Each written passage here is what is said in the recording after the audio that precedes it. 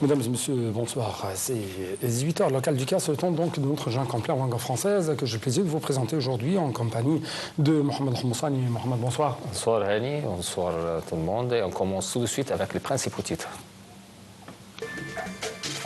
Le président Abdel Fattah el-Sisi enjoint d'intensifier les efforts afin d'optimiser l'afflux des investissements au secteur de l'énergie.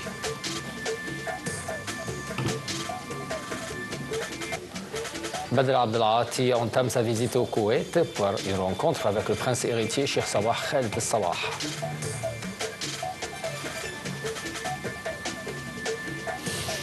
Joseph Borrell appelle à un cessez-le-feu immédiat entre Israël, le Hezbollah et l'application intégrale de la résolution 1701 du Conseil de sécurité.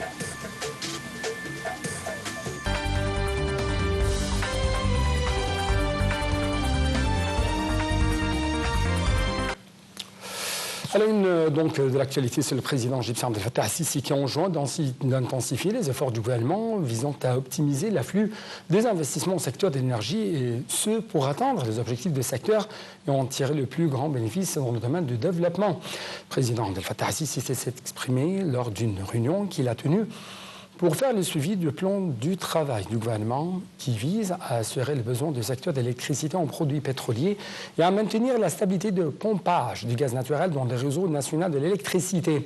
Au cours de cette réunion, M. le Président a également enjoint de renforcer les efforts gouvernementaux visant à moderniser le système de la gestion du fonctionnement du réseau national du gaz. Ces efforts doivent garantir la durabilité de l'approvisionnement du réseau national de l'électricité et des secteurs de l'industrie et des services. Ces efforts gouvernementaux doivent également aider à intensifier le travail dans les projets actuellement mis en place dans le domaine de l'énergie renouvelable, des projets qui ont pour but de diversifier les sources de l'approvisionnement en électricité et d'ajouter de nouvelles capacités au réseau électrique. La Chambre du Conseil du tribunal pénal du Caire a rendu une décision visant à radier les noms de 716 personnes des listes d'identité terroristes à la lumière de la demande présentée à cet égard par le parquet général après qu'il est devenu clair que ces personnes avaient arrêté leurs activités illégales contre l'État et ses institutions. Le parquet général a déclaré aujourd'hui dans un communiqué que l'action qu'il a entreprise en demandant au pouvoir judiciaire de rayer d'un seul coup les noms de ces personnes des listes terroristes s'inscrit dans le cadre de l'intention de l'État de revoir la situation de ceux inscrits sur les listes d'identité terroristes. Le parquet général a ajouté qu'il avait chargé les autorités de sécurité de mener des enquêtes pour déterminer l'étendue de l'activité continue de toutes les personnes inscrites sur les listes d'entités terroristes en vue d'exclure de ces listes toutes les personnes dont il est prouvé qu'elles ont arrêté leur activité terroriste de ces listes. Le parquet général a expliqué que les enquêtes menées par les autorités de sécurité ont permis à 716 personnes figurant sur ces listes de cesser leurs activités illégales contre l'État et ses institutions. Ensuite, le procureur général du Conseil, Mohamed Chouki, a présenté l'affaire au tribunal pénal auquel le parquet général a répondu à sa demande en supprimant les noms des personnes mentionnées de ces listes. Sur le plan diplomatique, le ministre égyptien des Affaires étrangères et des expatriés égyptiens à l'étranger, Badr Abdelati, a commencé sa visite officielle au Koweït par une rencontre avec le prince héritier Cheikh Sabah Khaled al-Hamad al-Mubarak al-Sabah. Au cours de cette rencontre, Monsieur le ministre a transmis un message verbal de la part du président Abdel Fattah el-Sisi à l'émir du Koweït dans lequel il a souligné la profondeur des liens historiques reliant les deux pays frères. Abdelati a également souligné le plein soutien de l'Égypte à la sécurité du Golfe, étant une partie intégrante de la sécurité nationale égyptienne. Il a de même affirmé que l'Égypte aspirait à renforcer sa coopération avec le Koweït dans le domaine de l'économie, du commerce et de l'investissement. Et ça à la lumière des mesures prometteuses prises par le gouvernement égyptien visant à attirer davantage d'investissements et d'accomplir le plan de la réforme économique.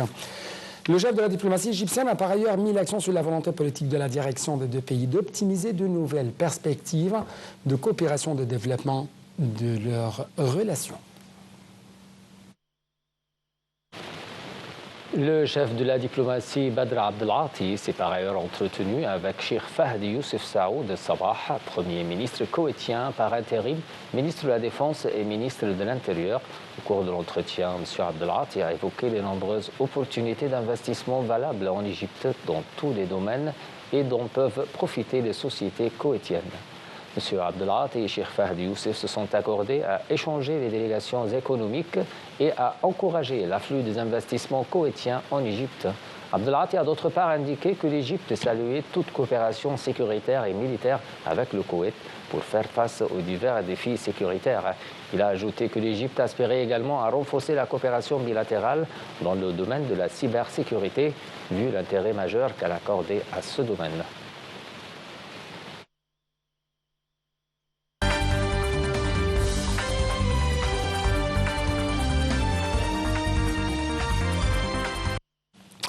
Passons donc au Liban, où le Hezbollah indiquait avoir tiré des drones et des missiles contre des cibles militaires vers Tel Aviv et le sud d'Israël.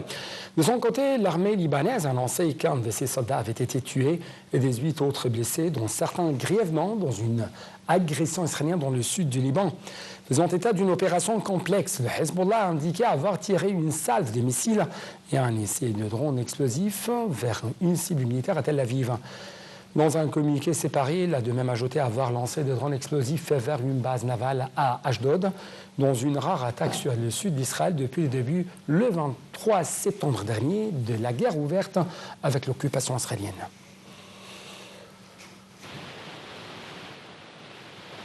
Le chef de la diplomatie européenne, Josep Borrell, a annoncé que l'Union européenne était prête à fournir 200 millions d'euros à l'armée libanaise, dont le déploiement de plus grande ampleur le long de la frontière avec Israël constitue un point crucial dans les pourparlers de trêve. Josep Borrell a par ailleurs appelé à un cessez-le-feu immédiat entre Israël et le Hezbollah et l'application intégrale de la résolution 1701 du Conseil de sécurité des Nations Unies y ont mis fin en 2006, estimant que le Liban était au bord de l'effondrement. Borrell s'est exprimé lors de sa visite à Beyrouth et au cours de sa rencontre avec le chef du Parlement libanais, Nabih Berri. Josep Borrell a en outre condamné l'agression israélienne contre les forces de l'UNICEF, soulignant que ces forces jouent un rôle axial dans la restauration de la paix et la sécurité au Liban. Passons donc au territoire palestinien occupé par Israël, où 3 Palestiniens ont été tués, d'autres blessés, lors d'un bombardement de l'occupation israélienne contre le camp de Nusayrat. En Jordanie, un homme a été abattu aujourd'hui à Amman après avoir ouvert le feu sur des forces de sécurité dans le quartier abritant l'ambassade israélienne, selon les autorités jordaniennes. Des manifestations contre l'ambassade d'Israël se tiennent régulièrement dans le quartier de Rabia à Amman, notamment après le début de l'agression israélienne dans la bande de Gaza en octobre 2023. 3 membres des services de sécurité ont été blessés par l'assaillant avant sa mort, a indiqué le porte-parole du gouvernement. Il a condamné une attaque terroriste contre les forces jordaniennes et présenté l'assaillant comme un hors-la-loi au passé criminel lié à la drogue.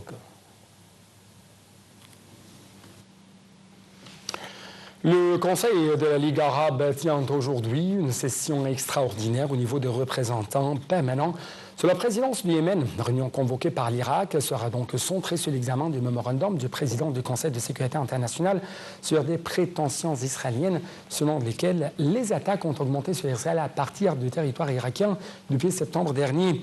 Le Conseil de la Ligue arabe doit également débattre des menaces israéliennes récurrentes contre l'Irak qui vient à enlisser la région dans une guerre régionale.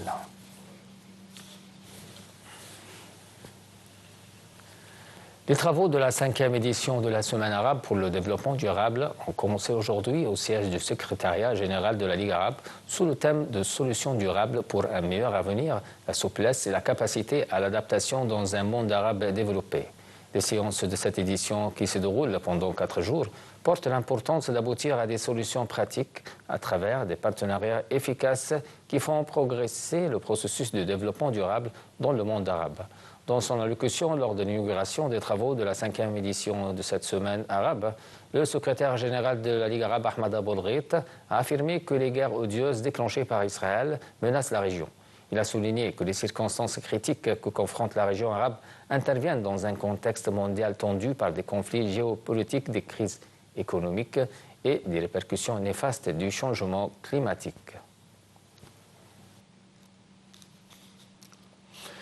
Quant à l'Iran, il aura des discussions portant sur son programme nucléaire avec la France, l'Allemagne, mais aussi avec le Royaume-Uni, selon le porte-parole de la diplomatie iranienne, Ismail Baghaei. Ces 3 pays ont soumis jeudi dernier un texte condamnant le manque de coopération supposée de Téhéran sur ce dossier lors du Conseil des gouverneurs de l'Agence internationale de l'énergie atomique, l'AUA.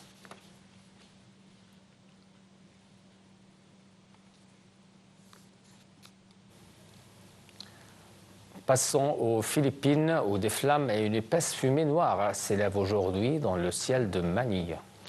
En fait, le service d'incendie de la capitale philippine a indiqué que le feu ravage des centaines d'habitations dans un bidonville. Les explications tout de suite.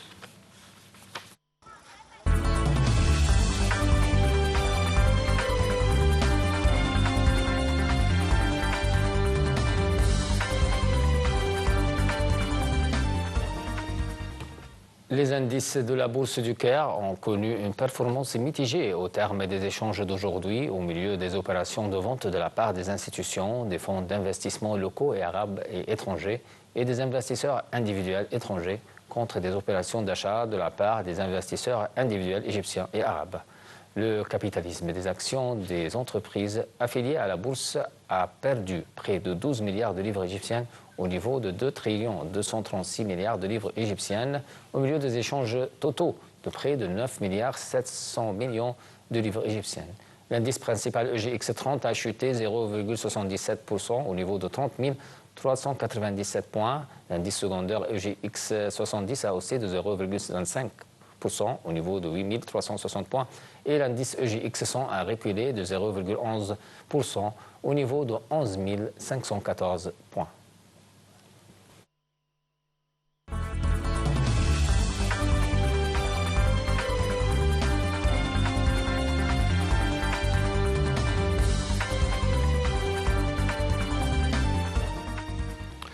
Donc, sur notre page sportive, c'est la sélection nationale des jeunes de moins de 17 ans qui s'est qualifiée en fait de la Coupe d'Afrique des Nations après avoir battu la sélection libyenne 7-1 dans le compte du 5e et dernier tour des qualifications du nord de l'Afrique tenu actuellement au Maroc.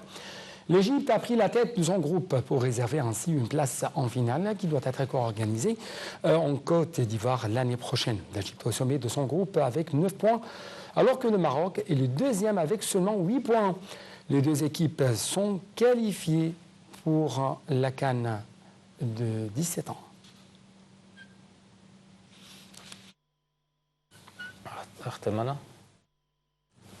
Avec cette nouvelle, mesdames et messieurs, on vient à la fin de notre édition. Merci de nous avoir suivis. Merci beaucoup, chers téléspectateurs. Toujours bonne suite de nos programmes sur deuxième chaîne nationale, mais aussi sur NATEV International. Au revoir.